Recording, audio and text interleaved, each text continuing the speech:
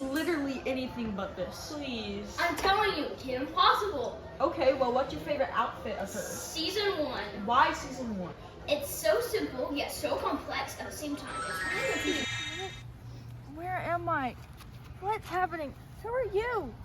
Hey. Hey, how rude. Shortcake, you know who I am. Everybody knows the Fonz. Okay, maybe my dream took a wrong turn at Albuquerque. Is that Arnold's? At least what's left of Arnold's. Richie? You're my brother? Wow, maybe I did hit my head. Hey, ho, it's me, gang. Pinky. Pinky Tuscadero?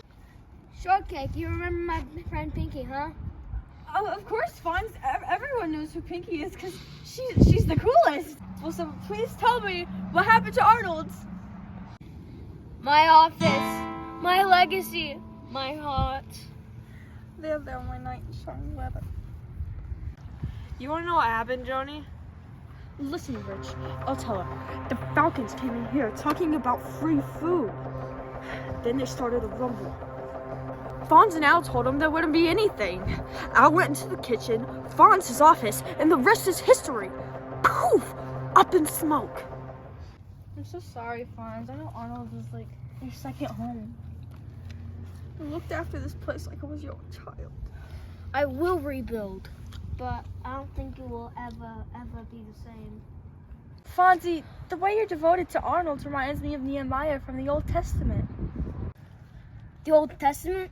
As in the Bible? As in Sunday school? Very cool. Yes, Fonz, it is cool. Listen to this.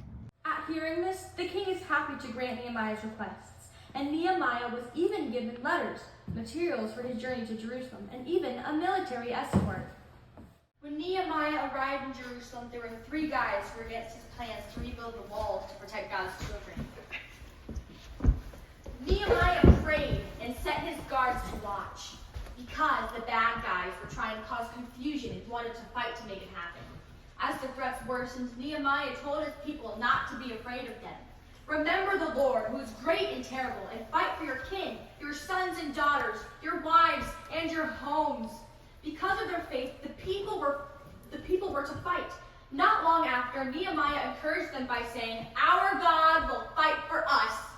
Is that God's people lay down all their weapons and let God do the rest of the work? No, Fonz. I think what Joni is trying to say is that God would be assisting his people in a rumble. Oh, rumble. God was at work in and through his people. So what you're saying is Nehemiah and his work is hard work doesn't mean that we're gonna take off our jackets, comb our ducktails, and wait till the rumble rolls. Exactly, Fonz. He prayed. He prayed and carried on with the work before him. Nehemiah truly cared about the things of the Lord. Hey, Shortcake, do you think we could come to church with you on Sunday? It would be my pleasure. See, God used me. Me! Who would have thought? Hey! Hey! Last thing I remember is turning Happy Days on, and then I had this crazy dream and talking about Arnold's and stuff, and like I ended up having they came to church with me. Hey!